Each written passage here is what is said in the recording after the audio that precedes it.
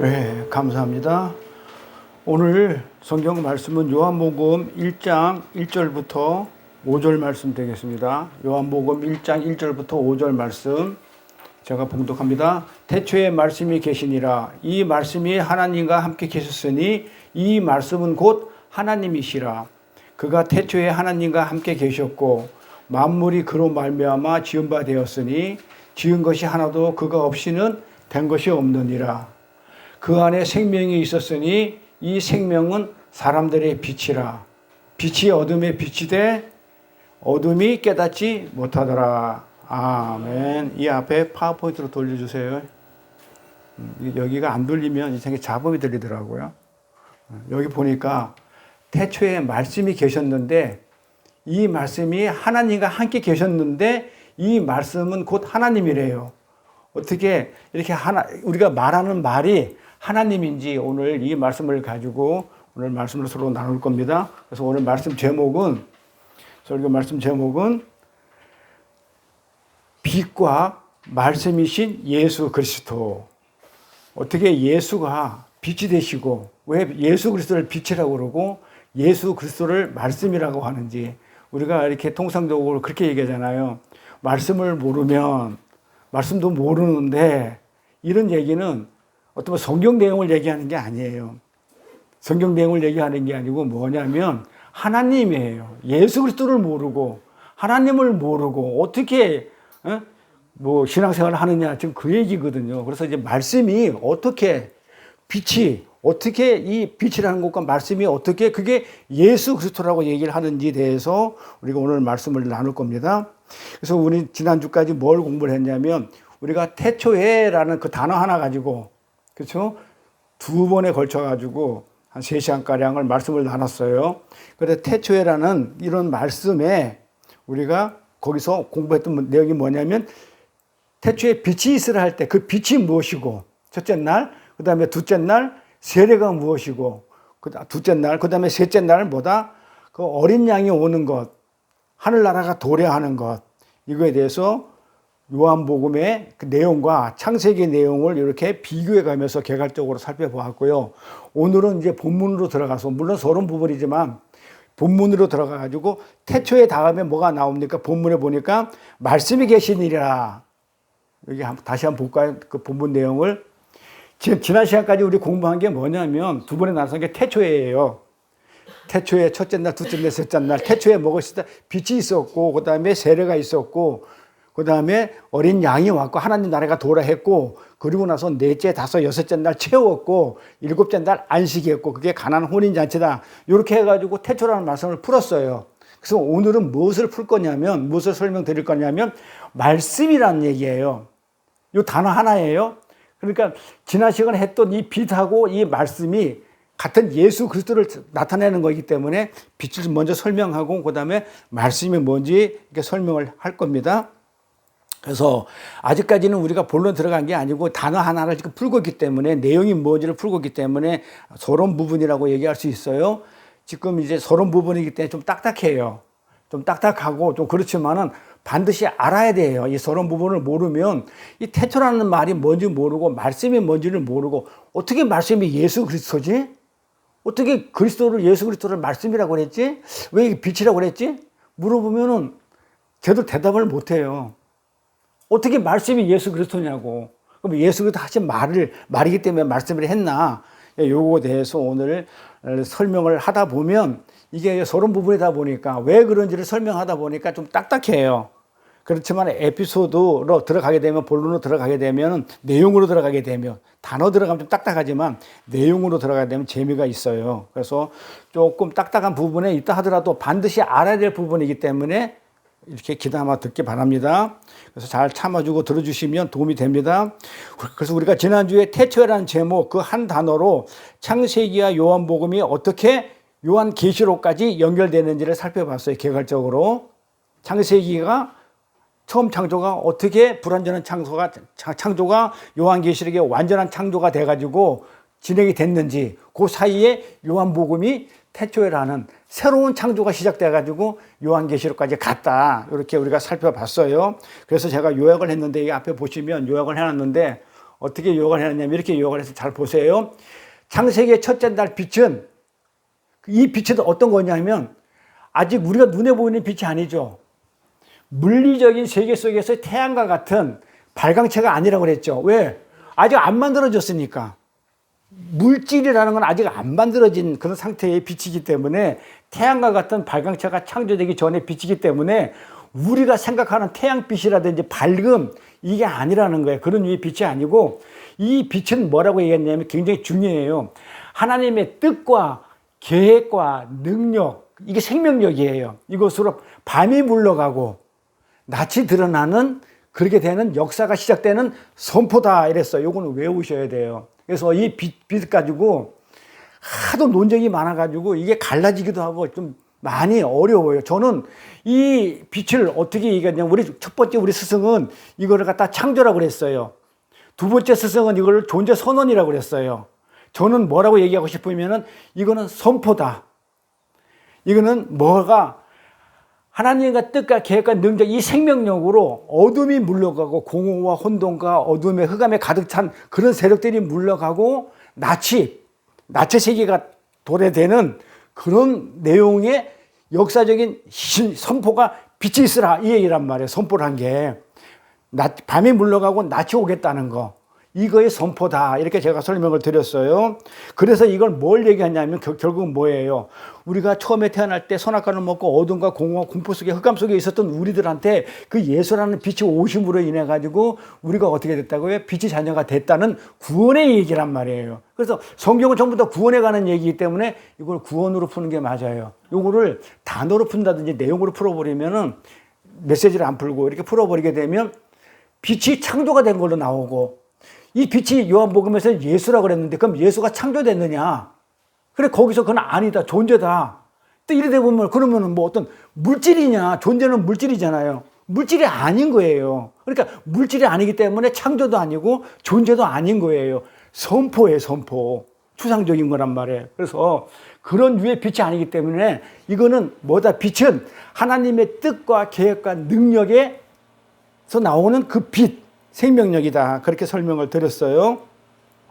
그래서 창세기의 첫째 날에 그 빛을 어떤 실체로, 어떤 실체 물질로 자꾸 추측하거나 그러면은 안 된다는 거예요. 그래서 상상하면 안 된다는 겁니다.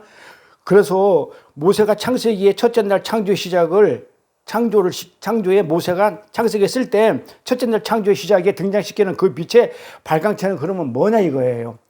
그는 발광체에서 나오는 빛이니까 그 발광체가 가장 뭐냐 이거죠. 그 누구냐면 그게 요한복음에 나오는 예수, 하나님이란 말이에요. 그러니까 발광체는 하나님이야. 맞아.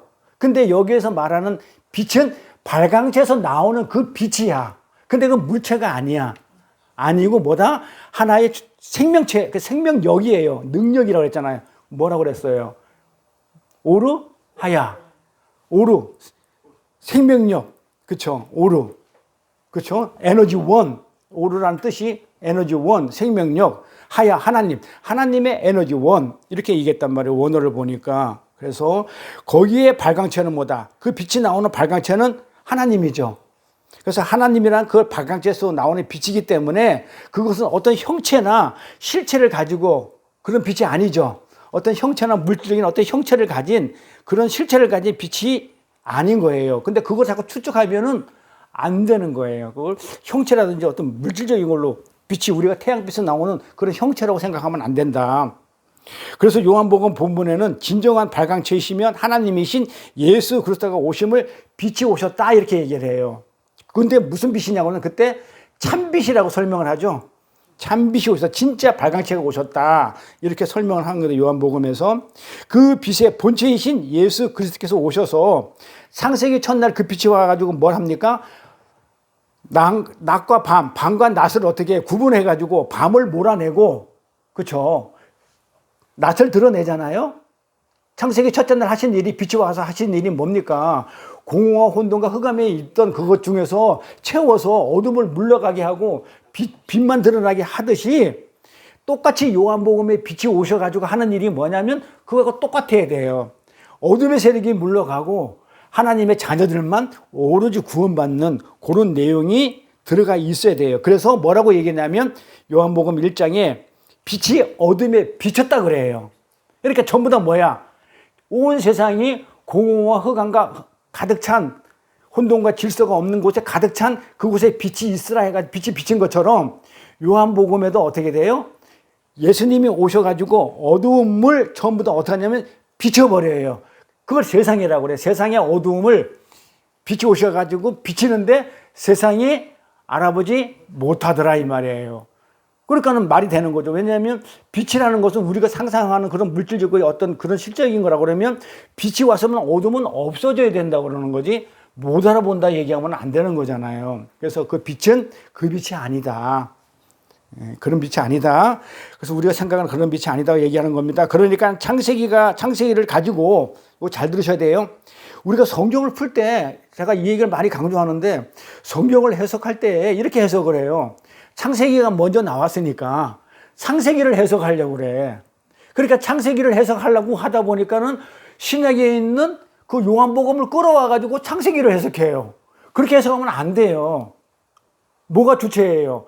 이 구약은 신약의 그냥 모형일 뿐이에요. 그림자예요. 그러니까는 실체가 뭐냐면 신약이기 때문에 거꾸로 창세기에 있는 내용을 요한복음으로 끌어 맞춰야 되는 거예요.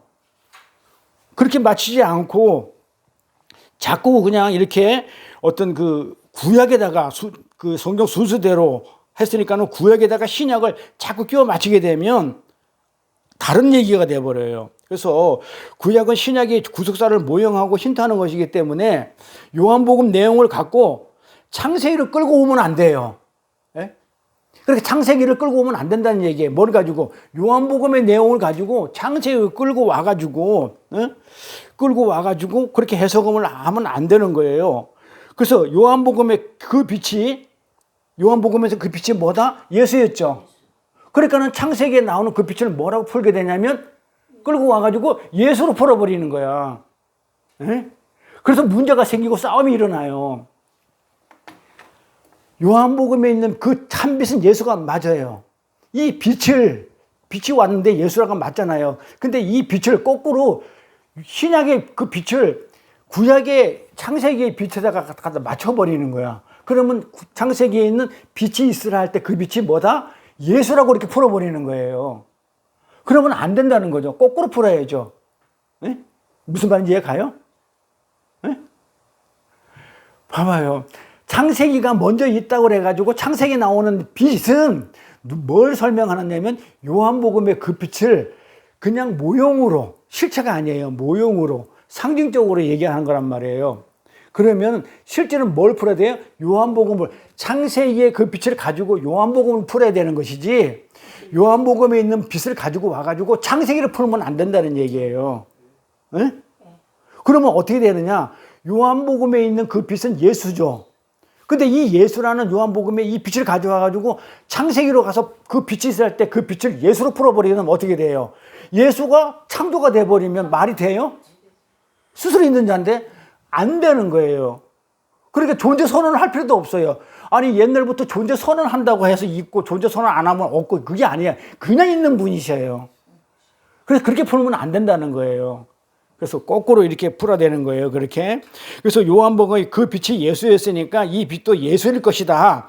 이렇게 추론해버리면 안 돼요. 그렇게 추론하게 되면 봐라 예수도 창조된 것 아니냐 이러고 하게 돼요. 그러니까는 다른 종교에서 이슬람이나 이런 데서 예수도 뭐라고요? 그냥 사람이고 성인 군자다 이래 가버려요. 그러니까는 이 해석이 잘못돼 버리면 처음부터 바늘을 잘못 꼈기 때문에 어떻게 된다고요?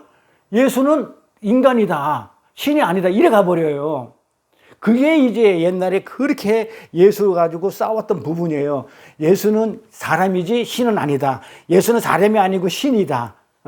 그 다음에 또 뭐 예수는 신도 되고 사람도 된다. 이렇게 싸우는 게 갈라지는 게 교단이. 그래서 그 이단이 돼버려요. 그래서 아리우스나 뭐 이런 사람들이 얘기를 해서 예수님은 인간이시면서 신이다 이렇게 부르지 아니하고 이렇게 돼보니까 창조됐으니까 인간이다.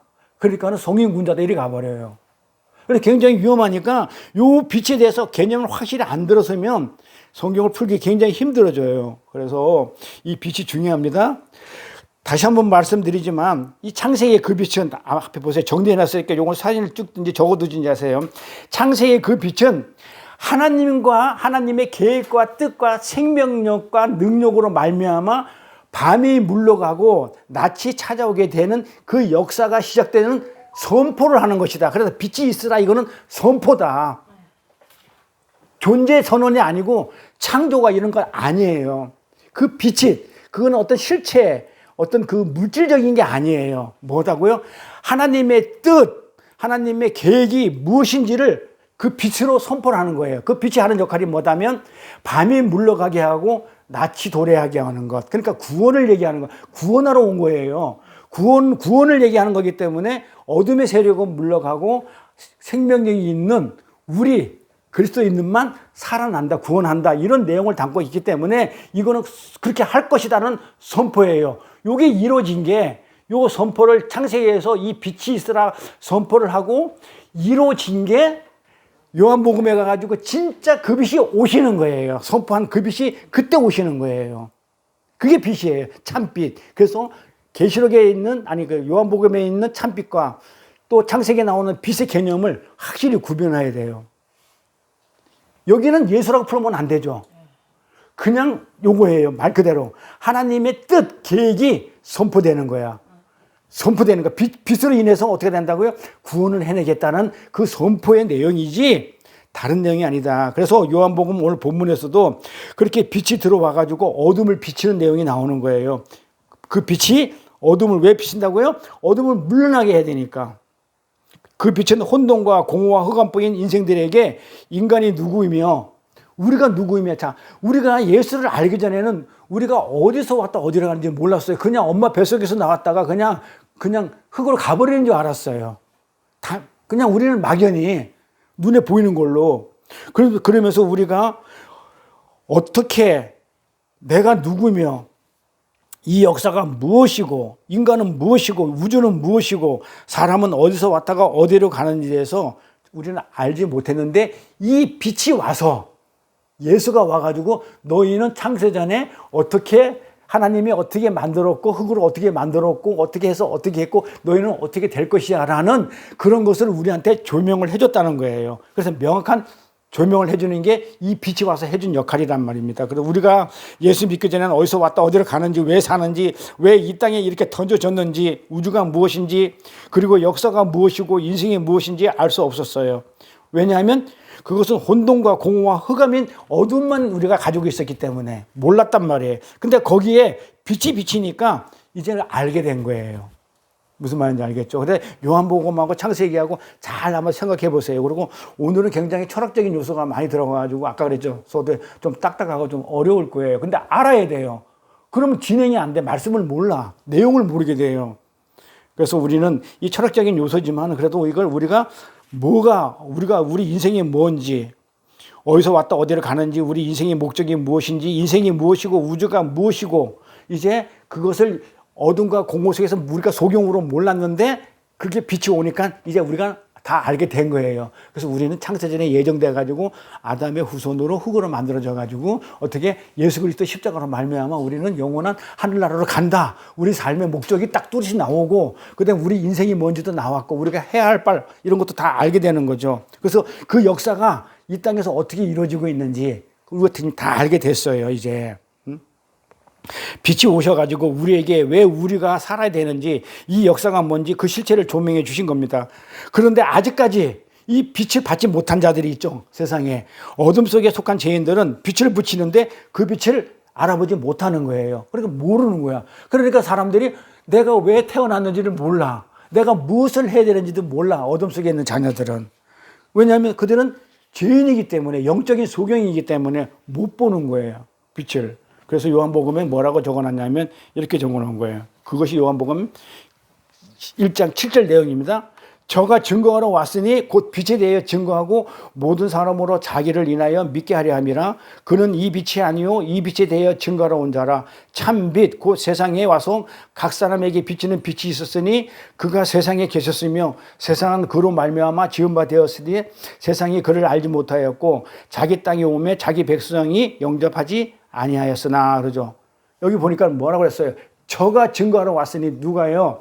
세례 요한이겠죠. 세례 요한은 그 빛이 아니야. 그 빛이 아니에요. 창세기에 말하는 생명이 있는 자가 아니야. 세례 요한은 그냥 증거하러 온 자야. 증거하러. 무엇을? 빛을 증거하러 왔다 그러죠. 빛을 증거하러 왔다 그래요. 그러면 이 빛을 증거한다는 얘기는 무슨 얘기예요?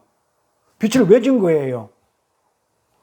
못 보기 때문에 증거하는 거예요. 보지 못하니까. 그러니까 눈을 뜨고 있는 사람들에게는 빛은 증거의 대상이 안 되죠. 아니 내가 눈을 뜨고 빛을 봤는데 빛을 보면 굳이 내가 보는데 그거를 증거할 필요가 있어요? 없는 거예요. 그러면 이 말은 무슨 말이에요? 빛을 증거한다. 그러니까 우리가 성경을 읽을 때 그냥 문자로 그냥 이 내용을 읽지 말고 빛을 증거한다 이 얘기는 뭐다? 이거는 눈을 뜬 사람들은 빛이 보이기 때문에 증거할 필요가 없는데 증거한다는 얘기는 내가 눈을 감고 있는 소경이구나. 이거 이렇게 금방 알아먹는 거예요. 보는 사람에게는 보는 사람에게는 빛은 증거의 대상이 아닌 거예요. 그런데 하나님께서 이 빛을 증거할 사람을 세례 요한을 보낸 거야. 그랬다면 뭐예요? 빛을 보는 자는 빛을 증거할 필요가 없어요. 그런데 뭐야? 세례 요한을 통해 가지고 이 빛을 증거한다는 얘기는 전부 다 뭐라는 얘기예요? 소경이라는 얘기예요. 전부 다 이 세상에 있는 사람들은 지금 뭐 취급하고 있냐면 보지 못하는 소경이라는 얘기예요. 그러니까 빛을 증거하기 위해서 세례 요한을 지금 보낸 거란 말이에요. 그러니까 이 하나님을 이렇게 내가 내 안에 담지 못하면 이 세상 사람들은 전부 다 뭐다? 소경, 어둠 이렇게 부르는 거예요. 마태복음 가볼게요. 마태복음 15장 14절에 왜 소경이라 해놨냐면 이 세상을 이렇게 해놨다가 성경에 그냥 두어라. 저희는 소경이 돼요. 그러죠? 소경이 돼요. 소경을 인도하는 자다. 그러니까는 소경이 소경을 인도해. 그러니까 전부 다 뭐예요?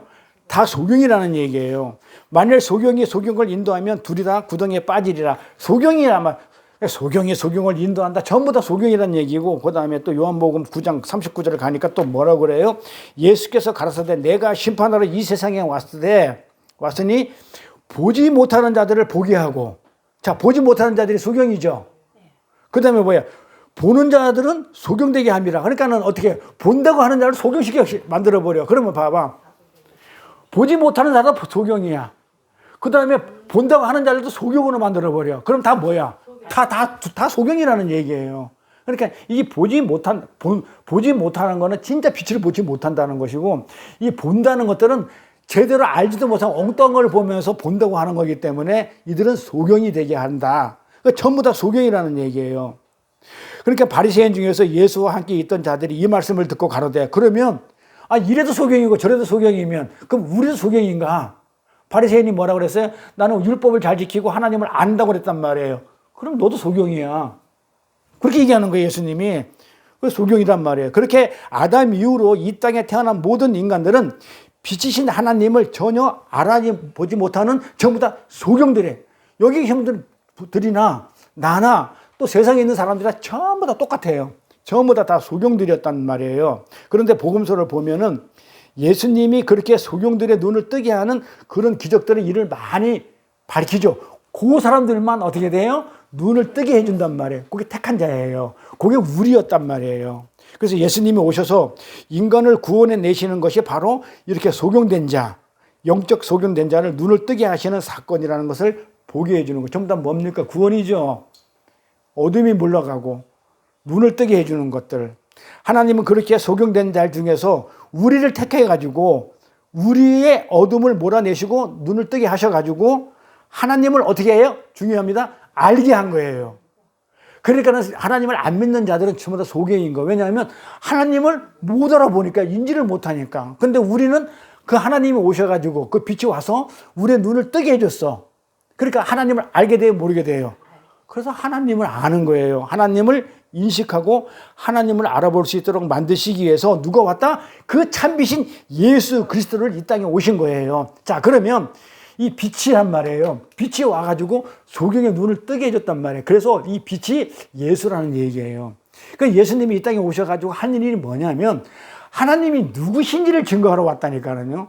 하나님이 누구신지를 그 참빛 진짜 발광체가 창세기에 나오는 그 빛의 진짜 발광체가 무엇인지를 알려주러 예수님이 이 땅에 오신 거란 말입니다. 그래서 우리가 예수로 인해 가지고 눈을 뜨게 됐어요. 그 빛으로 말미암아. 그래서 영적 소경에서 이제는 보는 자들이 된 거예요. 그래서 예수님이 이 땅에 오셨다. 이제 우리 고급적으로 설명합시다. 예수님이 이 땅에 오셨다 그러면 우리 주일학교에서 많이 배웠으니까 예수님이 이 땅에 오신 건 뭐야? 구원하러 오셨다. 이게 땡이야. 십자가에서 우리 죄를 사하시고 구원하셨대. 이제 우리는 이제 공부를 좀 했으니까 이제는 좀 고급적으로 설명합시다. 예수님이 그 빛이신 예수님이 이 땅에 오신 이유는 뭐다? 소경되었던 우리에게 어둠으로 꽉 차 있던 공허와 어둠과 흑암에 가득 차 있던 우리에게 어떻게 한다고요? 예수님이 오신 거는 하나님의 그 참빛을 설명하기 위해로 하나님이 누구신지 하나님을 설명하기 위해 이 땅에 오셨다. 이렇게 설명하는 게 우리는 맞는 거예요. 그래서 하나님을 설명해서 그 하나님 내 안에 있으면 그게 구원이니까. 그래서 빛의 본체이신 진짜 발광체이신 그 하나님의 뜻, 하나님의 계획, 하나님의 능력, 하나님의 성품이 어떤 것인지를 우리 육신들에게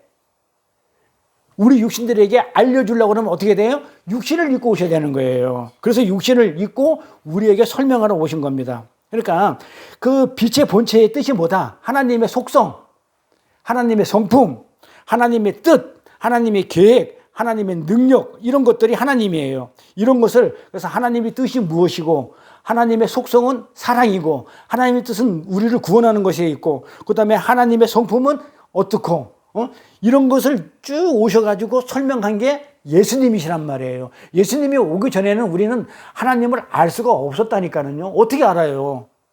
예수님 오기 전에는.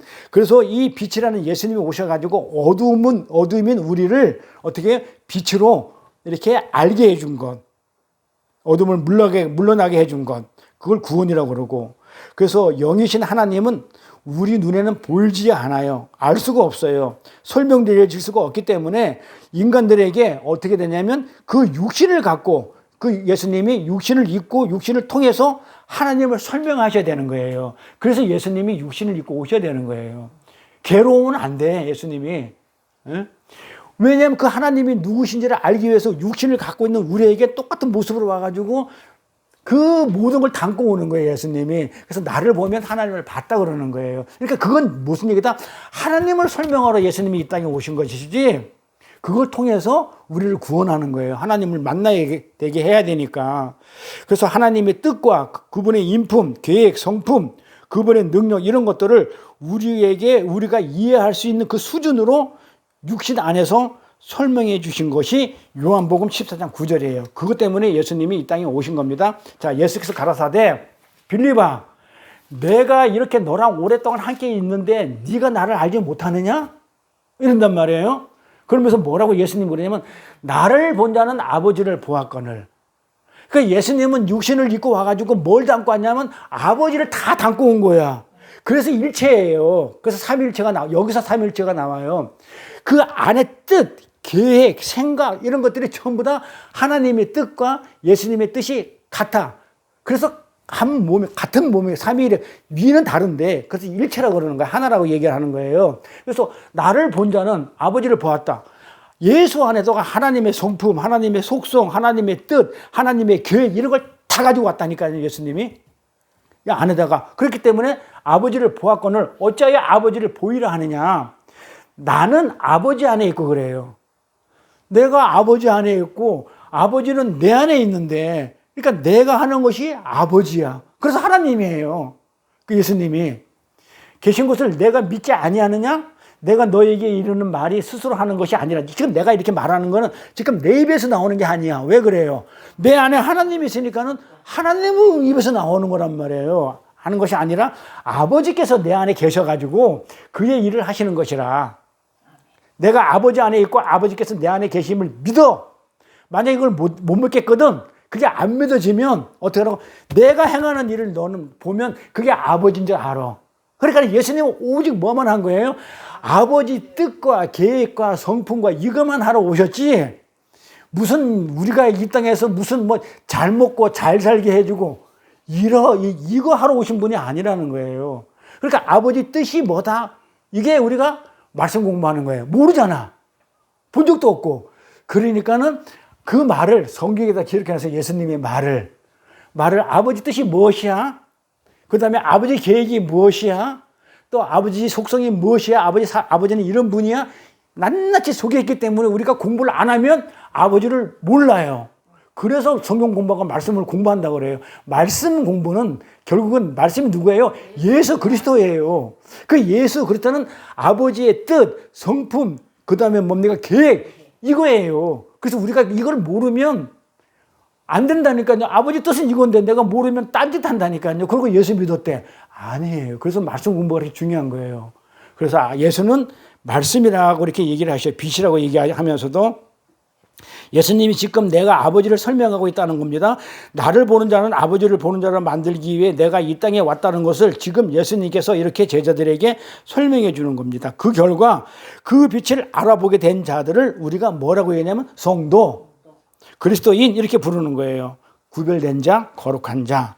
그래서 성도라는 말이 고린도후서로 가볼게. 또 뭐라고 해놨나? 고린도후서 4장 6절 어두운 데서 빛이 비치시라 하시던 그 하나님께서 예수 그리스도의 얼굴에 있는 하나님의 영광을 아는 빛을 우리 마음에 비쳤느니라 그래요. 자, 볼게요.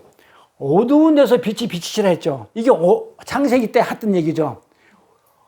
혼돈과 공허와 흑암 속에 있던 곳에 빛이 있으라 했단 말이에요. 이렇게 했던 그 하나님이, 창세기에 빛이 있으라 했던 그 하나님이 어디에 나타났냐면, 어디에 들어가 있냐면 예수 그리스도의 얼굴에 들어가 있다고 그래요. 얼굴에 있대. 그게 그 빛이. 그러니까는 그 빛, 하나님의 속성, 하나님의 영광이 뭐냐면 하나님의 속성, 하나님의 성품, 하나님의 뜻, 계획. 이것이 전부 다 어디에 있냐면 예수 그리스도의 얼굴에 빛으로 들어가 있다는 거예요. 그렇기 때문에 이 예수 그리스도가 하나님을 그대로 가지고 왔기 때문에 하나님이라고 부르는 거예요. 뜻과 계획이. 그렇잖아요. 예수 그리스도의 얼굴에 있는 하나님의 영광. 그 영광은 정말로 하나님의 뜻이 이루어지는 게 영광이고, 하나님의 계획이 완성되는 게 영광이고, 하나님의 성품 그 자체가 영광이에요. 사랑이고. 그래서 하나님의 영광을 아는 그 빛이 예수 그리스도 얼굴에 있는 그 빛이 우리 안에 들어왔다는 거예요. 그래서 우리가 뭘 알게 됐냐면 빛이 들어왔으니까 하나님이 누군지를 알고, 하나님이 뜻을 알고, 하나님이 계획을 알고, 하나님이 뭘 하는지를 요구하는지를 뜻하는지를 우리는 다 아는 거예요. 우리 마음에 비쳤기 때문에 그렇게 얘기를 한 겁니다. 그래서 정리함이 이렇습니다. 예수 그리스도는 빛이신 하나님의 성품, 하나님의 뜻, 계획을 설명하기 위해서 이 땅에 오셨다고 그랬죠? 이 땅에 오신 분이기 때문에 성경은 예수 그리스도를 뭐라고 얘기한다면 말씀이라고 이렇게 표현하는 거예요. 자, 제가 그 소도에 이랬어요. 왜 예수를 빛이라고 그러고 말씀이라고 그러느냐? 아니, 왜 예수 그리스도를 말씀이라고 그러냐? 우리가 말씀 공부합시다, 그러면 성경 공부하는 걸 알아요. 엄밀히 말하면 그건 기록된 거고, 성경은. 그러니까 이 성경은 그냥 기록된 책이에요. 근데 이게 거룩한 책이니까 이거 막 찢으면 안 되고, 이거는 막 고이 모셔야 되고, 이거는 그런 우상이 돼버려요. 이 안에 있는 내용을 얘기하는 거지. 내용이 중요한 거기 때문에. 그래서 실제 말씀은 뭘 말씀이라고 그러냐면 예수 그리스도를. 그러면 왜 예수 그리스도를 말씀이라고 그러냐면 그 하나님을 어떻게 했냐면 말씀이라는 것은 말로 표현을 해야 되잖아요. 설명을 해야 되잖아요. 그러니까는 설명하는 거예요, 하나님을. 그래서 말씀이라고 그러는 거예요. 그러니까는 말이라는 것은 어떤 것을 설명하고 표현을 해야 되는데 예수님이 오셔가지고 그 하나님을 어떻게 표현하고 설명했기 때문에 말씀이라고 그러는 거예요. 그걸 기록하면 성경이고, 그걸 기록한 건 성경이고, 그 다음에 예수님이 하신 말씀은 그게 뭐다? 하나님의 누구시고 하나님 계획과 뜻과 이런 것들을 어떻게 성품을 다 어떻게 설명하는 거. 그래서 말씀이다 이렇게 합니다. 자, 우리가 이제 예수를 말씀이다 한 이유를 이제 정확하게 공부했습니다. 자, 정리하면 이렇습니다. 왜 예수를 말씀이라고 그러느냐? 하나님을 담고 왔잖아요. 어떻게? 하나님의 성품과 뜻과 계획을 설명해 주러 이 땅에 왔기 때문에 설명하는 그곳이 말씀이야.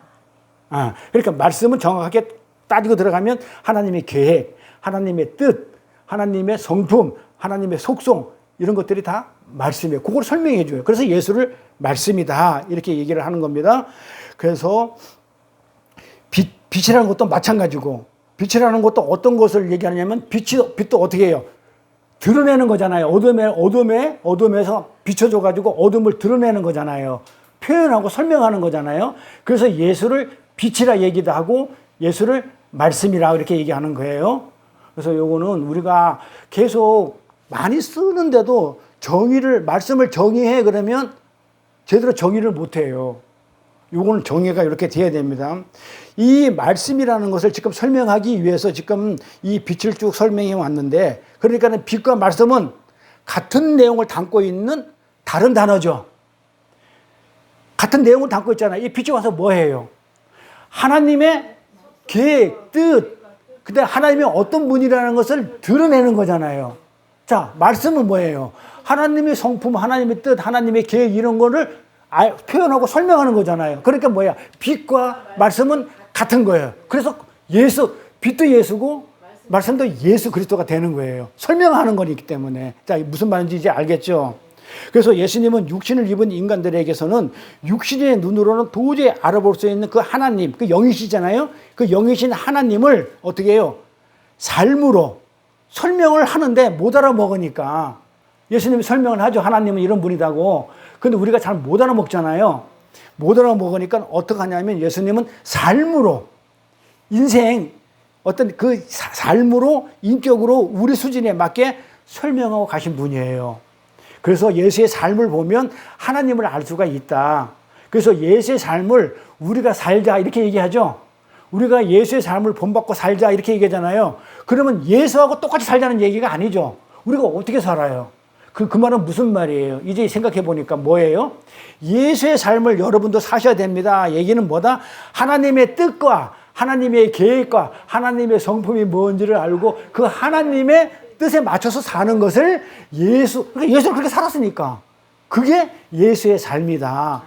이렇게 우리가 알고 있어야 돼요.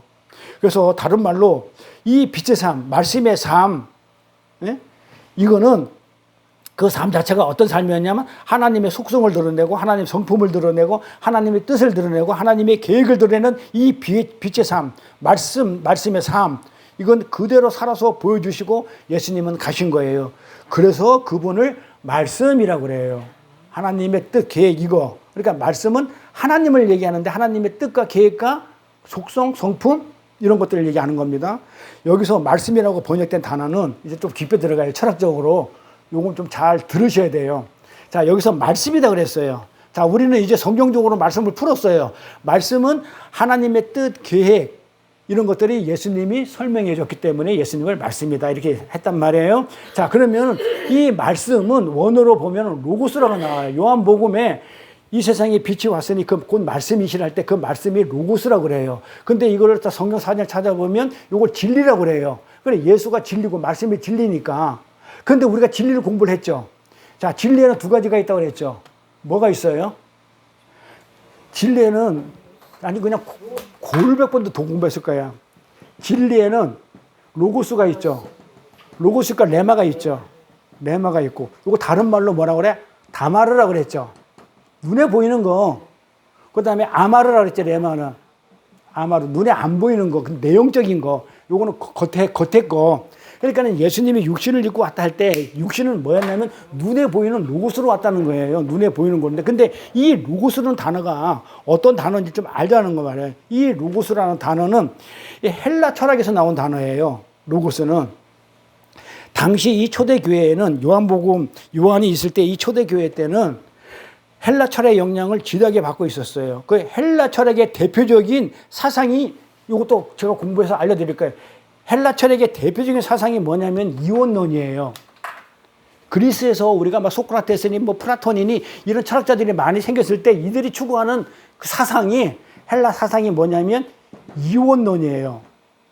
이원론인데 이 이원론이라는 건 두 가지를 갈라놓은 거예요. 뭔가 뭐를 쉽게 얘기해가지고 영과 육을 갈라놓은 거예요. 영과 육을 갈라놓은 건데, 쉽게 얘기하면 요건데, 이 대표적인 사상이 이원론인데, 그러니까 실제 우리 눈에 보이는 현상이 있죠. 이 로고스라고 그랬잖아요. 다말은. 자, 눈에 보이는 이 현상은 뭐다? 실체는 실체가 있으니까 보이는 거란 말이에요. 지금 뭔가가 실체가 따로 있는 거. 그러니까 실체하고 눈에 보이는 거하고 구분해 놓는 거. 실체 원형을 분리해 놓은 사상을 얘기하는데, 그러면 이 땅에 나타나는 현상들, 눈에 보이는 이 현상들은, 물질들은 그 이데아라는 실체의 투명이라는 거예요. 이게 무슨 말이냐면, 이데아라는 실체가, 그러니까 실체가 이데아예요. 원형. 본래 어떤 게 있어. 실제. 이거를 어떻게 한다고요? 투영해내는 거야. 이게. 현상과 물질들은, 자, 이게 무슨 말인지 좀 설명할게요. 자, 이데아라는 이 실체는, 이데아가 뭐냐면, 자, 우리가 현실적으로 사물을 어떻게 봐요? 눈에 보이죠? 인지하고 감각하잖아요. 근데 요 사물 자체에 뭔가 원형이, 실체가 따로 있다는 거예요. 우리 눈에는 이렇게 보이지만 실체 원형은 따로 있다는 거예요. 이걸 구분하는 걸 이원론이라고 그래요. 그래서 이걸 이렇게 생각하면 돼. 그냥 이념, 간념 이런 식으로 뭔가 있는데 그걸 우리가 안 보니까 몰라. 그러니까 지금 눈에 보이는 요걸 가지고 요거를 초론할 수가 있다 이런 거예요. 요걸 이데아라고 그래. 실체 원형을 이데아라고 그래요. 그 이데아라는 실체의 투명이란 말이에요. 우리가 지금 눈에 보이는 것들은. 자, 그러면 예수님이 지금 눈에 육신을 입고 이 땅에 왔을 때 눈에 보여. 눈에 보이는 요 육신은, 이 로고스는 뭐다? 그 안에 다른 어떤 원형이 있다는 거예요. 다른 어떤 그 실체가, 그게 하나님이에요. 그럼 요거를 갈랐다고요. 이렇게. 헬라 철학은. 그러면서 어떻게 했냐면, 이 실체는, 이 원형 자체는 순수하고 순결한 영적 세계를 얘기하는데, 눈에 보이는 이거는 물질이잖아요. 눈에 보이는 거 만지고 볼 수 있는 걸, 이 물질 세계는 아카다일이 된 거예요. 그러니까는 보이지 않는 영적 세계는 굉장히 깨끗하고 순수한데, 그거를 투영해서 나왔을 때 이게 뭐 변질됐든지 어찌됐든지 눈에 보이고 이런 현상들은 더러운 거라 이거예요. 그러니까 실체는, 원형은 깨끗하고 눈에 보이는 물질은 더럽다고 이렇게 얘들이 취급을 했던 거예요. 그래서 헬라인 그들은 인간 자체도 그런 식으로 쪼개놨어. 그래서 어떻게 된다고요? 이혼으로 해석했어요. 그래서 헬라 철학을 보면 영과 육으로 나눠요. 영은 깨끗한데 육은 더러워. 눈에 보이는 육, 눈에 보이지 않는 그 안에 이 육의 실체는 영이야. 그 영은 깨끗한데 이거는 눈에 보이는 건 더러워. 그런데 교회에서 쭉 공부하다 보면 알겠지만 나중에는 어떻게 나냐면 이 영과 육으로 안 갈라요. 영혼, 육으로 갈라요. 세 개로 가르지. 그러니까 헬라 철학에서 이혼론으로 해가지고 영혼 이렇게 가르지 계속 그렇게 안 갈라요. 성경은 영혼, 육으로 갈라요. 성경은. 그런데 이 철학이, 그러니까 성경을 만약에 해석을 하면서 목사들이 할 때 영혼 막 이렇게 갈아버리면 그거는 그냥 그 헬라 철학의 사상을 가지고 이혼론적인 해석이에요. 세 가지로 구분해야 돼. 영혼, 육으로. 그래서 어쨌든 간에 그런 영혼이라는 이데아의 것이 본래 실체는 어떤 거다? 영혼이라는 실체는 육신이라는 물질 안에 있다고 생각하는 거예요. 우리 육신이라는 물질 안에 뭐가 있다 생각해요? 영이 있다 생각해. 자, 우리 인간에 보이는 우리 이 모습 안에는 뭐가 있다고 하냐면 이 안에 영이 있다고 생각하는 거예요. 갇혀 있다고 생각해요. 여기 물질 안에. 이렇게 했던 거예요. 그래서 헬라 철학은 인간의 육신을 빨리 벗어버리면 뭐가 남아요?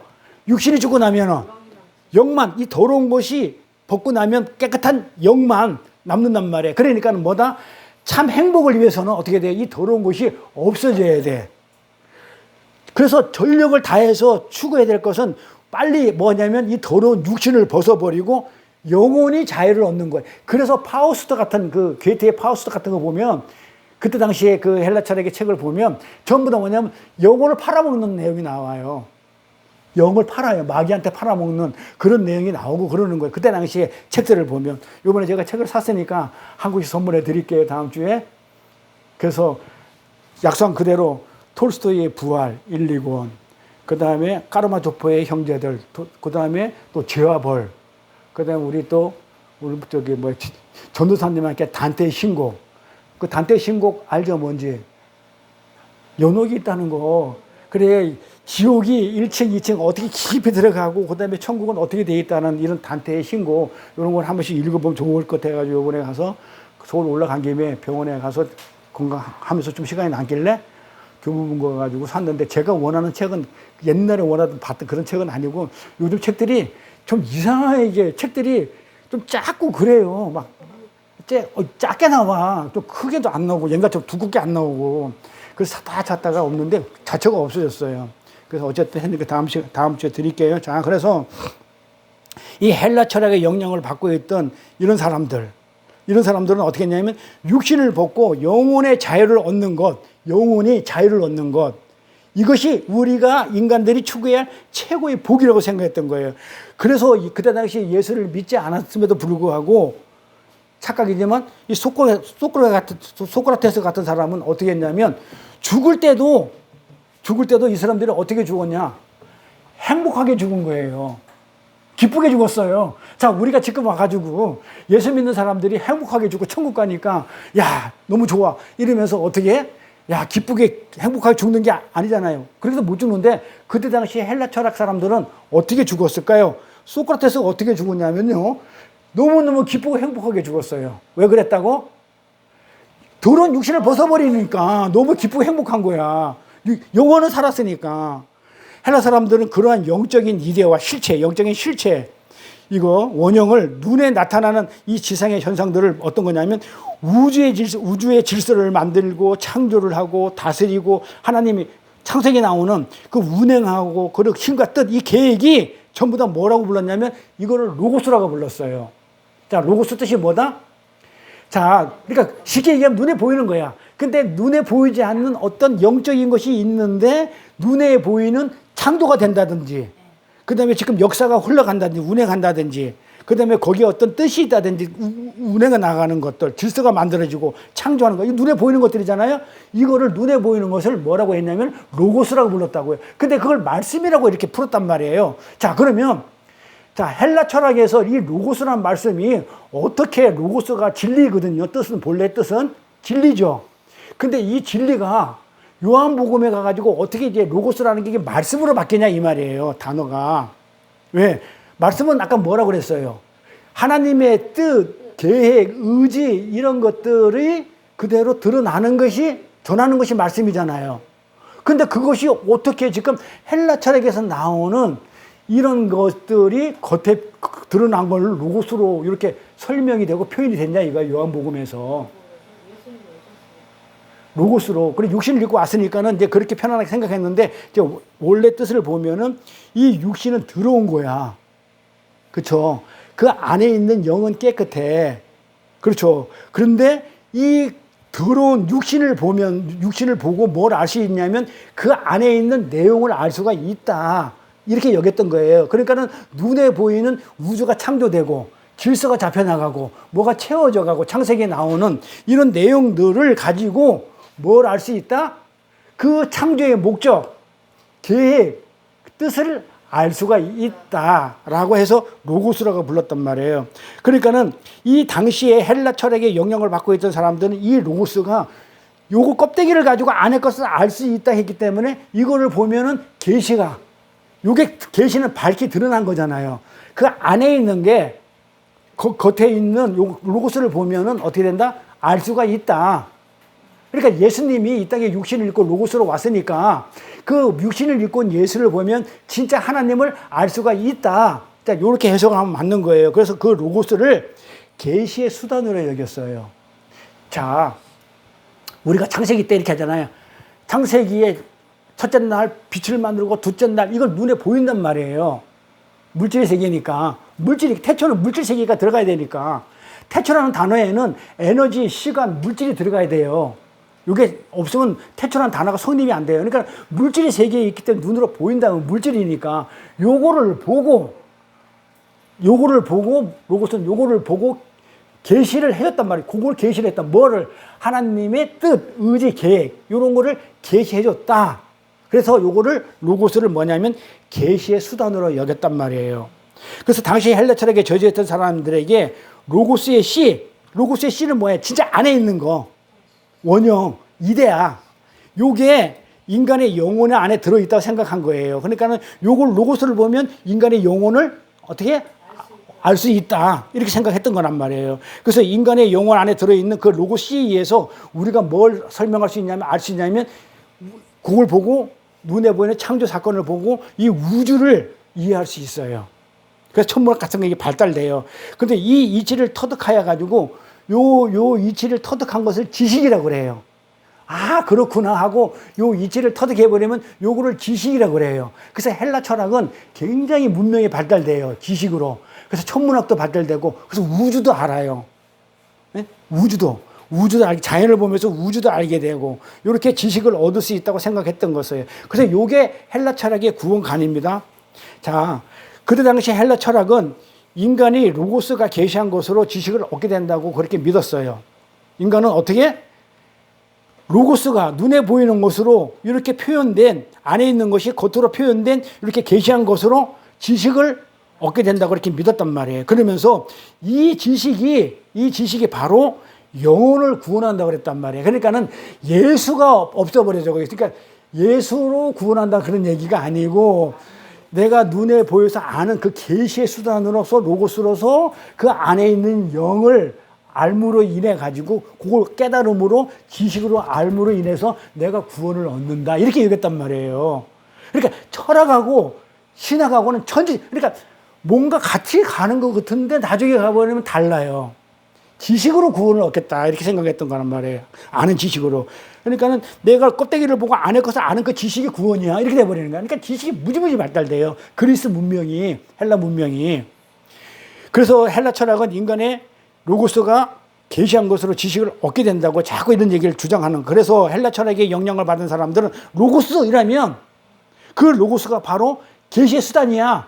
그걸 가지고 진짜 안에 원형을 알 수가 있어. 이데아, 실체를 알 수가 있는 것이야. 그 수단이야. 그리고 그걸 가지고 구원을 얻을 수 있으니까 지식 가지고 구원의 수단이라고 이렇게 여겼단 말이에요. 그게 뭐라고 다시 한번 할게요.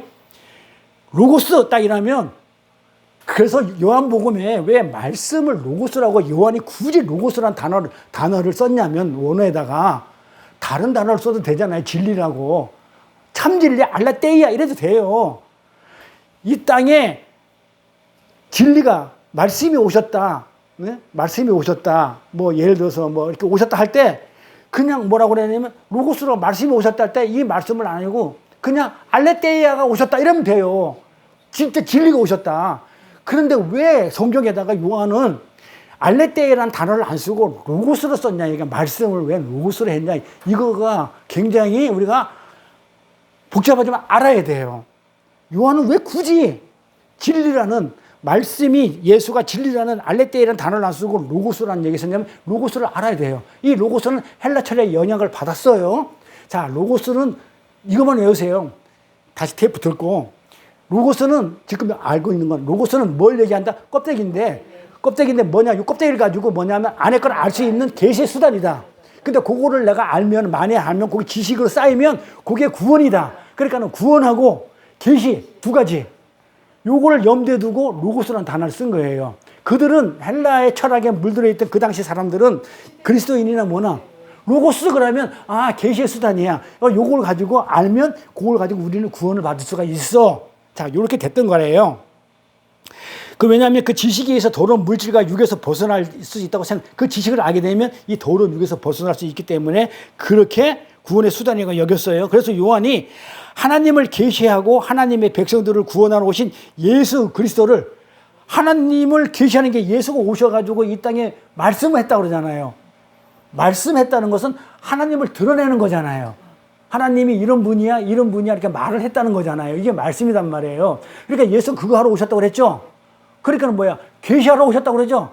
그러니까 금방 로고스 하면은 계시하는 거구나, 이렇게 알아먹은 거예요. 그래서 그 요한은 일부러 이 로고스라는 단어를 써서 그때 당시 사람들한테 설명하기 편하게, 예수 그리스도는 어떻게 해요? 하나님을 계시하고 하나님의 백성들을 구원하러 오신 그 로고스 말씀이야, 이렇게 얘기하는 거예요. 그러니까 요한복음은 믿지 않는 자들한테 설명을 일단 해요. 그렇죠? 믿지 않는 자들은 어떻게, 예수를 어떻게 알아? 안 믿는데. 그러니까는 예수를 소개할 때 이렇게 소개하는 거예요. 로고스야, 말씀이야. 그게 뭐다? 그럼 그들은 로고스를 하면 어떻게 알아듣다고? 계시를 하는 방법이고. 그럼 예수가 계시하러 왔네? 그 다음에 구원하는 방법이네? 그러니까 구원하러 오셨네? 그 누굴 계시해? 하나님을 계시해? 이렇게 알아먹더라 이 말이에요. 그렇지. 그때 당시에 사람들한테는 그렇게 요한이 계시를 하고 하나님 구원하러 오신 예수 그리스도를 로고스 말씀이라고 이걸 일부러 그렇게 알레테이아라고 로고스로 이렇게 표현을 한 거예요. 그러니까 요한은 그 당시 헬라 사상에 푹 젖어 있던 독자들에게 너희들이 평소에 계시의 수단이요 구원의 수단이라고 생각하는 그 로고스가 오셨는데 그분이 바로 뭐다? 예수 그리스도야 라고 이렇게 시작을 하는 거예요. 요한복음에. 그러니까 지금 요한은 누구를 설명해야 되냐면 예수를 소개를 해야 되잖아요. 근데 예수를 소개하는데 그 헬라인들한테 너희들이 알고 있는 그 로고스야. 자, 그게 첫 번째. 그 다음에 두 번째 성경적으로 또 풀어야 되잖아요. 근데 그 당시 환경이 그래요. 그래서 우리가 성경을 해석하는 데 있어서 항상 그때 당시의 배경 문화를 알아야 돼요. 그래서 사전을 보면 우리 성교사님 갔다 오면 내가 그 사전 선물해 드릴게요. 그 이스라엘 당시의 문화와 배경에 대한 또 사전이 있어요. 제가 2권이 있어요. 한 권 드릴 수 있으니까 그걸 읽어보면 그때 당시의 문화 배경이 어떤 것인지 알아야 성경을 제대로 이해를 해요. 그때 당시의 배경과 환경을 무시해버리고 지금의 환경과 배경을 하게 되면 굉장히 어렵고 힘들고 이해가 안 돼요.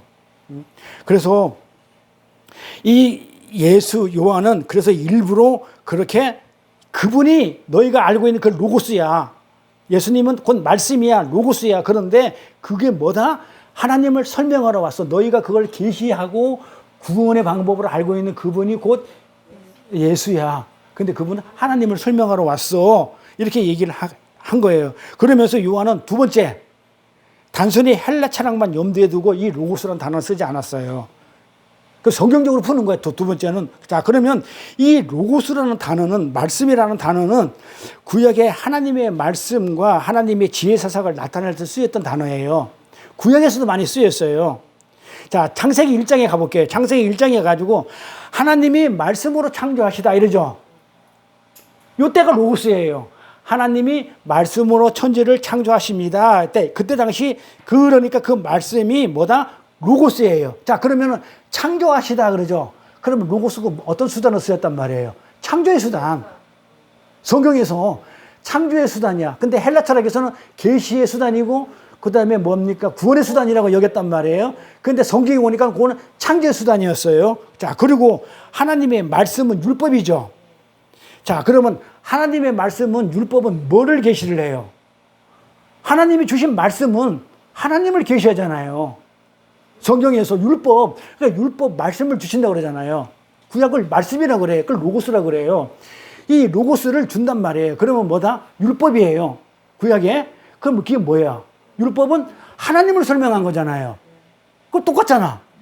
그렇죠? 그래서 하나님을 계시하는 수단이기도 했단 말이에요. 율법을 준 걸 가지고.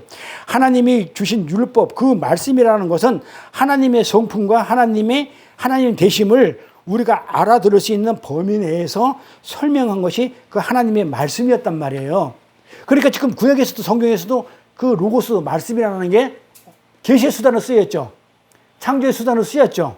자, 그러면 구원의 수단으로 쓰이는지 안 쓰이는지 또 성경을 보단 말이에요. 그리고 하나님은요, 그 하나님의 말씀을 잘 지키면 이스라엘을 구원을 해준다 그랬어? 안 해준다 그랬어요? 율법을 잘 지키면 해준다 그랬죠. 그러니까 구원의 수단이 되죠. 자, 그러면 헬라인들은, 예수를 안 믿는 헬라인들은 계시의 수단이고 그냥 어떤 뭐랍니까? 그 구원의 수단으로 알고 있었는데 성경에서는 계시의 수단이고 그 다음에 구원의 수단일 뿐만 아니라 또 뭐다? 잘 지키면 구원을 받는다고 그랬으니까. 그 다음에 또 뭐다? 그 뭡니까? 계시. 그 다음에 또 뭐라고 했어? 창조. 그렇지? 성경은 창조의 수단이고 계시의 수단이고 구원의 수단이다. 율법을 줬으니까. 말씀으로 창조했으니 이거 로고스거든요. 그러니까 구약에 나타난 그 로고스 말씀의 개념도 역시 창조의 수단이고 계시의 수단이고 구원의 수단이었다는 거예요. 그래서 요한복음은 잘 들어보세요. 이게 결론이니까 제가 왜 이걸 설명했는지. 자, 그러면 요한복음이 왜 말씀을 로고스라고 표현했는지 요거는 헬라의 플라톤 철학이나 스토아 시대에 젖어 있는 이들이 읽어도 요한복음을 읽어도 이해가 됐을까요? 안 됐을까요? 됐겠죠. 로고스라고 했다. 말씀이 하나면 이들 알아. 말씀, 계시네. 이거는 우리를 구원하는 거네. 그게 예수야. 그러니까 말씀이다 일부러 했단 말이에요. 그러니까 이해하기 쉬웠고, 또, 그 다음에 구약에 정통한, 말씀에 능통한 유대교인들이 읽어도 이해가 쉬운 책이었죠. 말씀으로 창조했고 말씀으로 구원받고 말씀으로 하나님의 성품과 모든 뜻을 율법으로 알려줬으니까.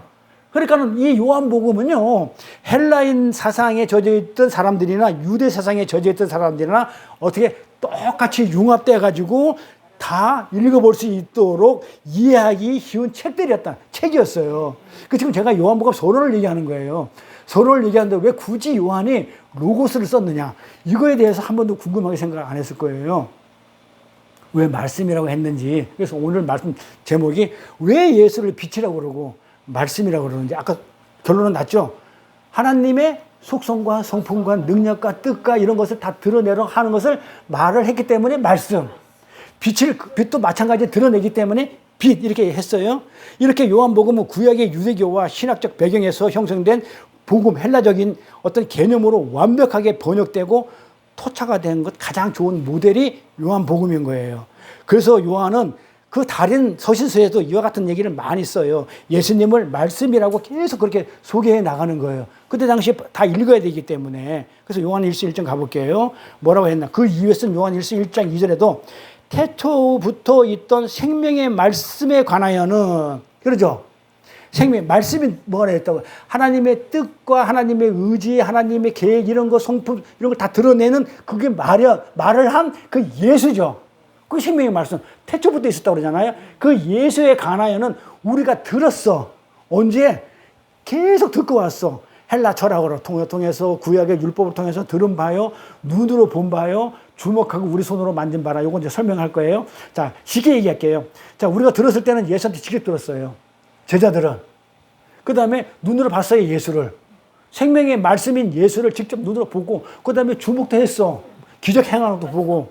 그리고 우리 손으로 만졌어, 도마처럼. 만졌는데, 이 생명이 나타내신 바 된지라. 이게 예수란 말이죠. 이 영원한 생명을 우리가 보았고, 자, 영원한 생명이 예수라는 거죠. 그래서 요한복음이나 요한이 무조건 요한은 생명을 얘기해요. 생명을 우리가 보았고 증거하여 너희에게 전하노니 이는 아버지와 함께 계시다가, 예수가 계시다가 우리에게 나타나신 바 된지라. 이렇게 요한은 계속 이 말씀에 대해서 로고스로 이렇게 표현을 계속하고 있어요. 이 예수 그리스도이신 말씀에 관해서 우리가 간과해서 안 될 또 하나의 중요한 것도 있어요.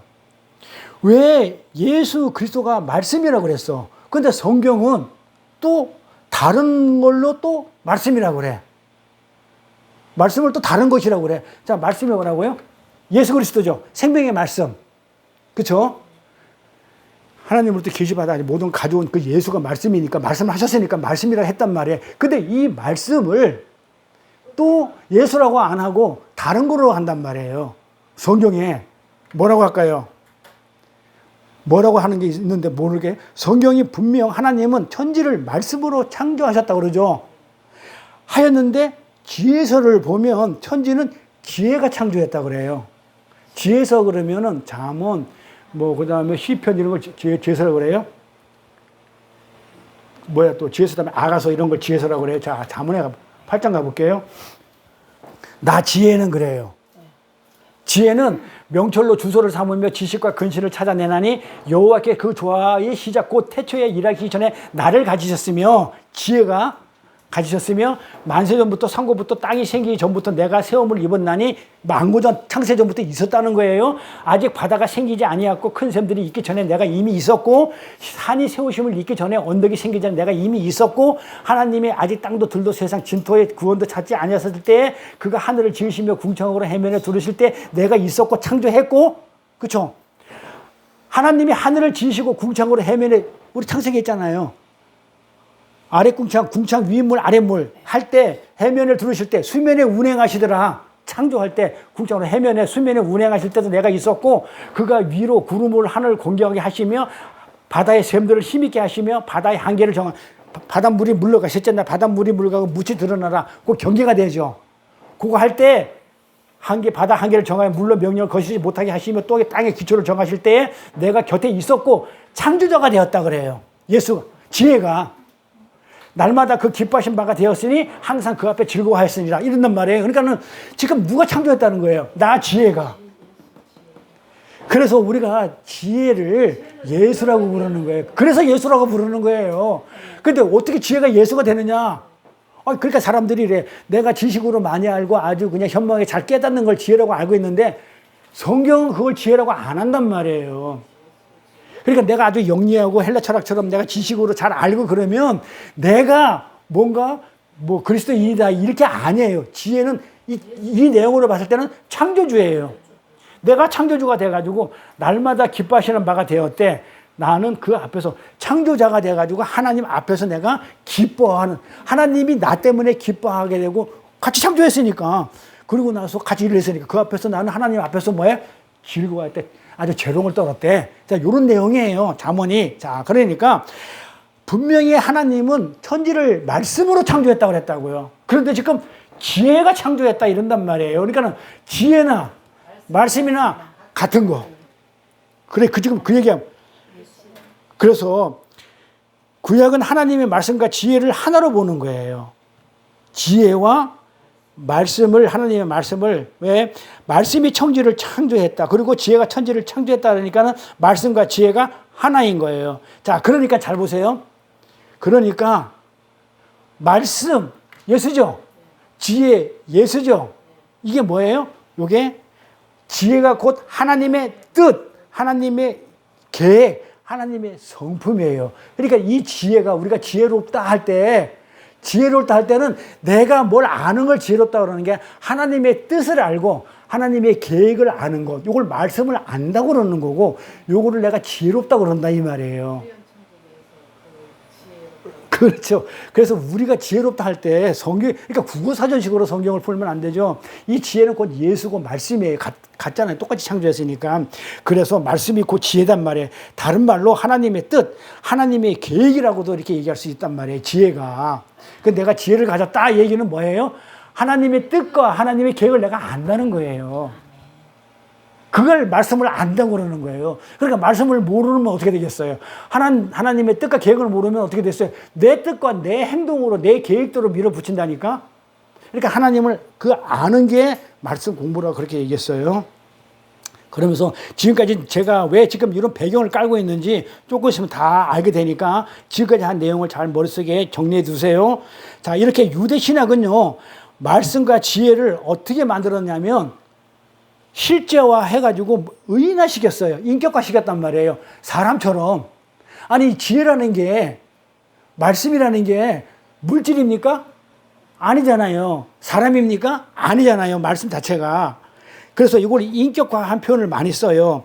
그래서 유대 신학과 유대 문학에서는 하나님의 말씀이 다바르, 로고스라고 그랬죠? 는 남성 명사예요. 유대 문학에서는 그 명사가 나오는데 남성, 여성이 있는데 얘는 로고스, 자, 이거는 남성이에요. 어딨어? 레마 말고 로고스는 남성이야. 그 다음에 똑같이 이거 말씀이잖아. 로고스가. 말씀은 뭐다? 남성이야. 근데 여기 지혜와 말씀 똑같다고 그랬죠? 지혜는 여성이야. 명사가. 이건 명사예요. 어떤 물질이 아니란 말이에요. 그냥 명사인데 지혜라는 명사, 이거는 여성 명사 쓰고 말씀은 남성 명사를 써요. 자, 그러면 뭐다? 이게 무슨 얘기냐? 그래서 예수님이 지혜로 오셨다 이러면 안 돼요. 남성일 땐 남성으로 왔다 그러는데 또 예수님은 또 여성의 몸도 포함하고 있잖아요. 그래서 지혜라는 단어를 쓰기도 해요. 자, 이게 설명을 해드리면 이래요. 하나님의 말씀을 뭐라고 얘기를 하냐면 성경에서 하나님의 남성 명사이기 때문에 하나님의 아들 이렇게 얘기를 해요. 그래서 예수님이 말씀이 오셨는데 하나님의 아들이다 이렇게 얘기하는 거예요.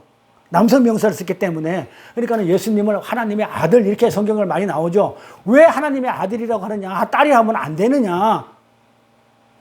안 썼잖아요. 딸이라고. 왜 아들이라 한다? 남성 명사이기 때문에. 그래서 예수님이 남성 명사를 쓴 거예요. 로고스로, 다마르로 이 말씀을. 그래서 하나님의 아들이다 이렇게 표현을 하고, 이 지혜라는 이 호쿠마, 지혜의 뜻이 호쿠마, 소피아 많이 들어봤죠? 소피아. 여기 지혜예요. 소피아. 이 소피아, 호쿠마라는 이 단어는 여성 명사이기 때문에 지혜를 하나님의 딸이라고 이렇게 성경은 표현을 해요. 지혜는 나중에 잠을 쭉 읽다 보면 이 지혜, 나중에 딸이 나와요. 이 딸이라고 표현을 해요. 그래서 잠언 8장에 이 지혜가 하나님의 딸이 돼서 지금 뭐 하고 있냐면 보세요. 이 딸이 돼가지고 지금 뭐 하고 있냐면 딸의 명세를 썼기 때문에 그 앞에서 뭐예요? 재롱을 떨더라. 그러니까 여자가 애교가 많아요. 그래서 여성 명세를 써가지고 하나님 앞에서 즐거워하더라. 이렇게 재롱을 떨더라. 딸이란 명사를 써가지고 그렇게 표현을 하는 거예요. 그래서 이런 모습이 나와요. 그래서 유대인들은 하나님의 말씀을 귀로 들을 수 있을 뿐만 아니라 그랬죠. 내가 들은 바요, 본 바요, 만진 바요 막 이러잖아요. 보고 만질 수 있었으며 그 자체가 능력을 갖고 있는 생각을 했어요. 그러니까 우리 개념에는 어떻게 말씀을 만지지? 추상적인 것을 물질도 아닌데 어떻게 보지? 어떻게 그걸 갖다가 듣지? 이러잖아요. 근데 유대 문학에서 얘는 당연한 것처럼 돼 있어요. 왜냐하면 이사야에 가보면 알아요.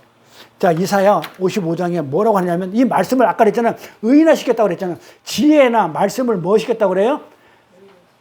그 추상적인 것을 의인화, 인격체로 설명을 한단 말이에요. 이 단어를 인격체로. 그래서 이게 표준 번역을 한 거예요. 그 개혁 성경이 좀 어려워서 표준 번역으로 다시 제가 했어요. 자, 나의 입에서 나가는 말도, 자, 말이 말씀이죠.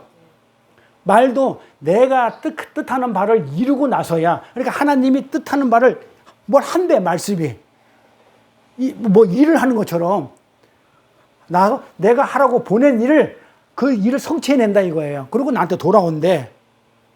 자, 이렇게 얘기한단 말이에요. 뭐라고요?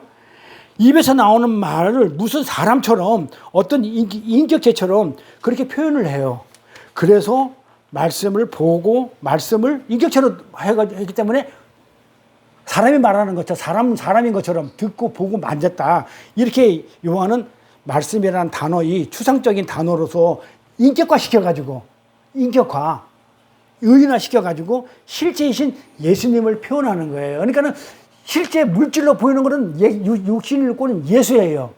근데 말씀은 그 실체가 모양이 아니에요. 근데 그걸 만졌다, 말씀을 만졌다, 봤다, 들었다 이렇게 표현을 하는 거예요. 왜? 이들은 그 말씀이라는 그 단어, 말씀이라는 이런 거를 아까도 그랬잖아요. 지혜를 어떻게 해요? 의인화, 인격화시키잖아요.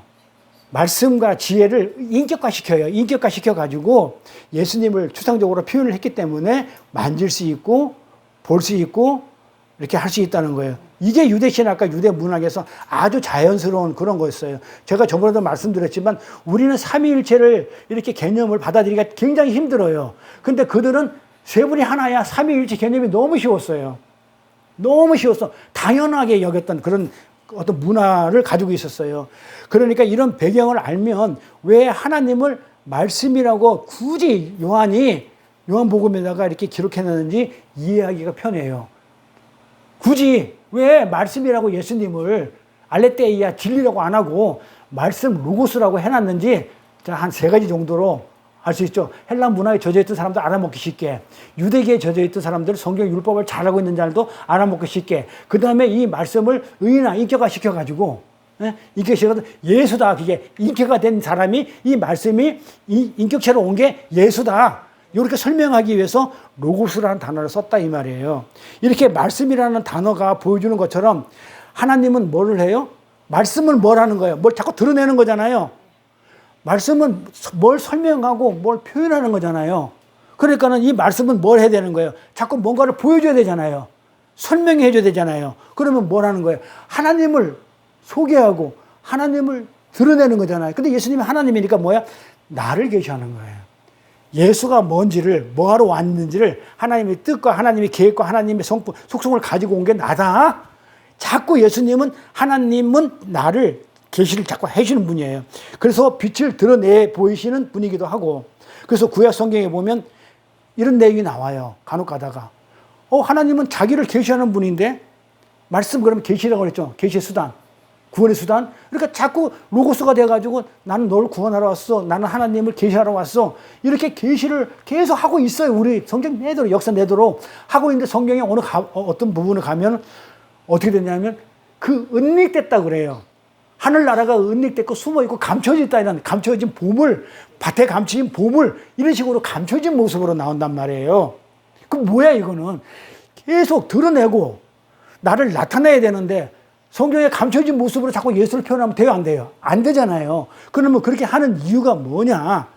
그것은 하나님의 빛이, 말씀이 전해지고 빛이 비치는데 죄인들은 못 알아먹는 그런 의미에서 감춰 있다. 이렇게 얘기를 하는 거예요.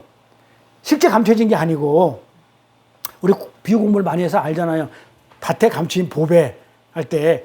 그래서 그 못 알아먹는 거야. 보배인지를 못 알아먹어. 돼지 새끼가 진주를 모르는 거야. 그래서 감춰졌다 그러는 거지. 계속 드러내고 있었어요. 하나님은 이 역사가 시작된 이후부터, 창세부터 지금까지 오늘날까지 계속해서 하나님 자신을 지금 계속 계시하고 드러내고 계셔요. 그래서 하나님은 뭐 돌부처나 무슨 뭐 우상들과 완전히 다르죠. 하나님은 천지 만물을 창조하실 때도 그 천지 만물 안에 하나님을 담아뒀다니까요. 그분의 지혜와 계획과 뜻을 모두 담아 놓으셨고, 어떻게 해요? 선지자까지 보내가지고 어떻게 돼? 하나님을 설명을 계속 했어요. 창세부터 계속 선지자를 보내가지고 계속 내가 하나님이 뭐야. 그리고 우리한테도 선교사나 전도사를 파견시켜가지고 하나님이 누구신지를 계속 계시하게 해주시고 계신다고요. 이렇게. 그래서 자신을 설명했는데 로마서 한번 가볼게요. 로마서 뭐라고 했나? 로마서 1장 2절 20절에 뭐라고 그랬어요?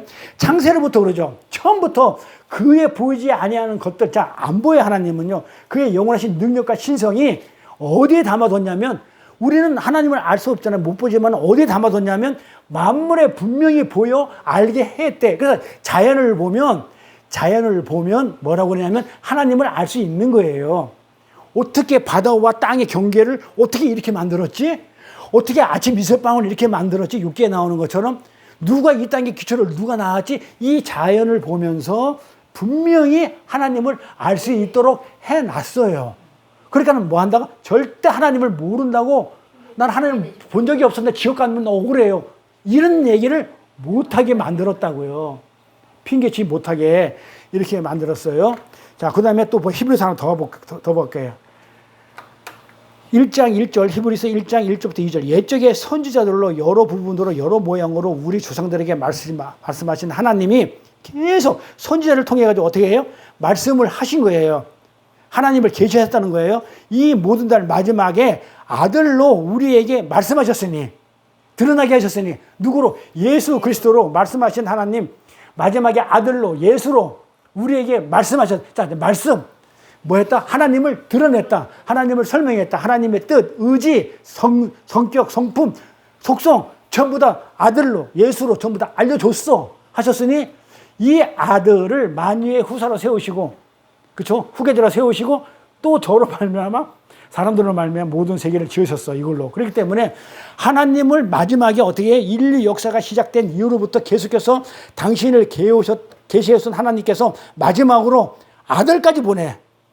아들까지 예수 그리스도까지 보내가지고 이 땅에 보내가지고 완벽하게 하나님을 설명했어.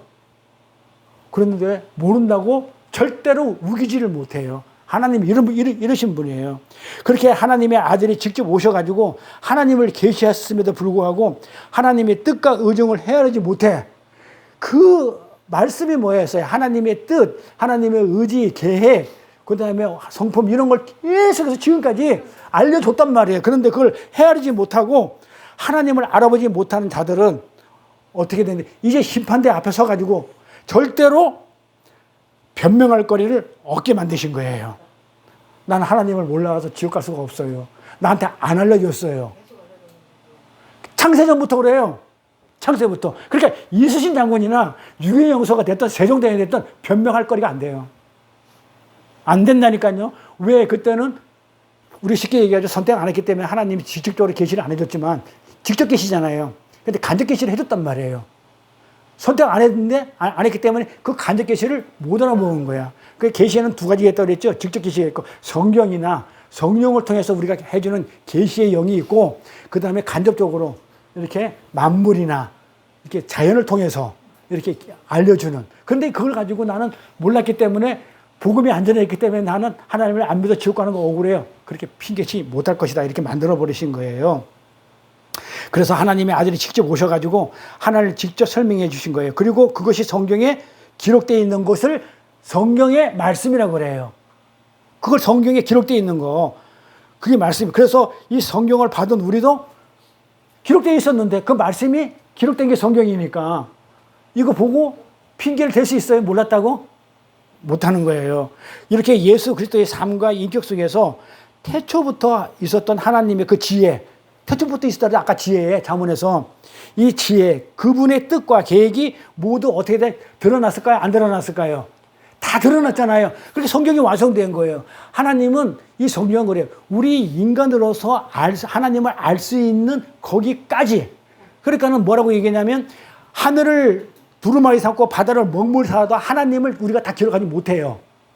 어마어마한 분이시기 때문에. 그런데 이 성경 가지고 이게 돼요? 안 돼. 그러면 이 성경은 뭐다?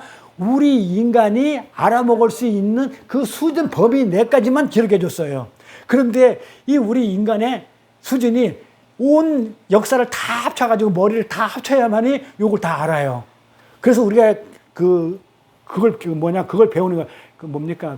성경, 역사.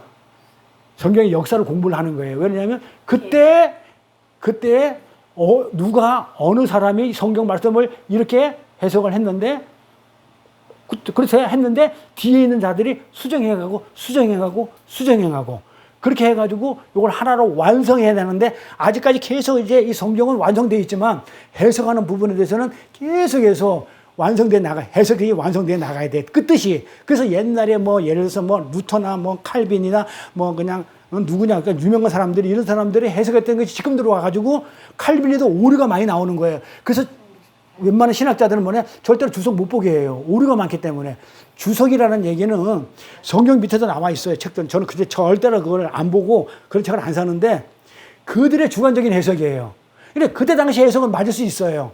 근데 이 역사가, 교회사가 계속 검증해 나가요. 그래서 책을 잘 보더라도 검증된 책을 봐야 되는 거예요. 검증해가고. 그래서 칼빈이라 해가지고 다 맞고, 루터에서 다 맞고, 그러지를 않아요.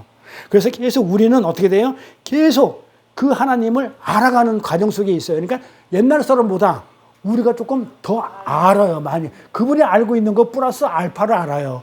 그러니까 알려고 그러면 어떻게 돼? 계속 공부를 해야 되는 거야. 그래서 죽을 때까지 끝이 없는 거예요. 근데 우리가 알지를 못해. 저부터도요, 성경에 나와 있는 거 한 10,000분의 1도 몰라요. 어떻게 알아요? 쭉 다음 세대까지 가가지고 내가 알고 있는 거 플러스 다음 세대는 더 알고, 이제 여기 계신 분들은 좀 더 알고, 그 다음에 다음 세대는 더 알고, 이렇게 해가지고 성경을 전부 다 이렇게 완전하게 알게 되겠죠. 언젠가는. 그게 이제 교회 역사입니다. 교회사입니다. 그래서 이렇게 예수 그리스도의 삶을 성경에 이렇게 기록해 되어 있는 거예요. 그래서 우리는 이 삶이 기록되어 있기 때문에 몰라서 모르겠습니다 하는 뭐라도 핑계치를 대지 몰라요. 핑계대면 안 돼요. 그래서 예수 그리스도의 삶, 이 삶이 인격 속에서 태초부터 있었던 하나님의 그 지혜, 그분의 뜻과 계획이 모두 드러나 있는 게, 기록되어 있는 게 성경이다. 그분의 하나님의 성품이 모두 드러나는 그것이 뭐다? 발광처인 빛으로 드러나는 거예요. 그래서 주님이 삶은 오직 하나님을 나타내는 것으로만 일관되어 있어요. 그래서 예수님이 이 땅에 오셔가지고 내 뜻, 자기 행위, 자기 생각을 요만큼도 안 해요. 왜? 뭐하러 오셨다? 말씀으로 오셨다고 그러잖아요. 그러니까 말씀이 뭐야? 하나님의 뜻과 의지와 계획과 성품과 속성과 그런 것만 전해주는 것이지 내 뜻을 전하러 오지 않았기 때문에 예수님은 이 땅에 오셔가지고 한 번도 일을 할 때 자기 뜻이나 내가 이렇게 해야지 저렇게 내 마음대로 움직인 적이 없어요. 그래서 오직 하나님을 나타내는 것으로 일관되어 있었어요. 그분의 마음과 생각과 말과 행동이 전부 다 뭐 한 거냐면 하나님을 나타내는 그런 거였었어요. 하나님을 표현했단 말이에요. 나타내고 표현한 것 뿐이에요. 자기를 드러낸 것은 아무것도 없었어요. 그래서 그분은 사사로이 분노하거나 기뻐하지도 않았어요. 그래서 우리가 예수의 삶을 살아라. 예수와 똑같은 삶을 살아가는 게 아니에요. 예수처럼 기적 베풀고 예수처럼 그냥 십자가에 달리고 그게 아니고 예수의 삶을 살아라는 얘기는 뭐예요? 오직 하나님의 뜻, 하나님의 계획, 하나님의 의지. 근데 살려고 하면 알아야 될 거 아니에요. 그래서 공부하는 거예요. 그래서 하나님은 어떤 일을 하실 때에도 예수님은 자기 뜻을 가지고 이렇게 저렇게 움직이지 않으셨고 주님은 어떻게 하면 하나님만 드러낼 것인가 그 삶만 살다 가셨어요. 이렇게. 그게 요한복음 12장 49절 내용인데 오늘은 어째서 예수님을 빛이라고 그러고 어떻게 말씀이라고 그러는지에 대해서 오늘 설명을 들었고 그러면 그 말씀이 되시는 예수님, 빛이 되시는 예수님이 어떤 삶을 살았나 어떻게 하나님의 성품과 하나님의 뜻과 계획을 드러내는 삶을 사셨는지 그거를 대해서는 다음 시간에 하는 게 맞겠죠. 시간이 길어야 되니까 다음 시간에 하도록 할게요. 기도하겠습니다. 하나님 아버지, 거룩한 성일을 맞아 찬양과 경배와 말씀으로 예배 드릴 수 있도록 허락하심을 감사드립니다. 빛과 말씀으로 이 땅에 오신 예수 그리스도로 말미암아 우리가 누구인지, 왜 사는지, 어디서 왔다가 어디로 가는지도 모르는 저희들 소경들에게 눈을 뜨게 해주시기 위해 빛으로 말씀으로 이 땅에 오신 예수 그리스도가 진정한 하나님의 속성과 뜻과 계획을 육신의 몸에 담고 오신 하나님임을 다시금 깨닫고 혼돈과 공허와 어둠으로 사망할 수밖에 없는 저희들을 빛의 세계인 영원한 생명의 나라로 인도해 주신 은혜의 감사와 찬송을 드리는 저희들의 믿음 생활이 될 수 있도록 축복하여 주옵시고, 말씀을 더욱 사모하여 복음의 진리를 전하는 믿음의 자녀들로 맡겨준 사명에 충성을 다하는 저희들의 삶이 될 수 있도록 인도하여 주옵소서. 감사드리며 거룩하신 우리 주 예수 그리스도 이름 받들어 기도드렸사옵나이다. 아멘. 온 세상이 캄캄하여서 찬송합니다.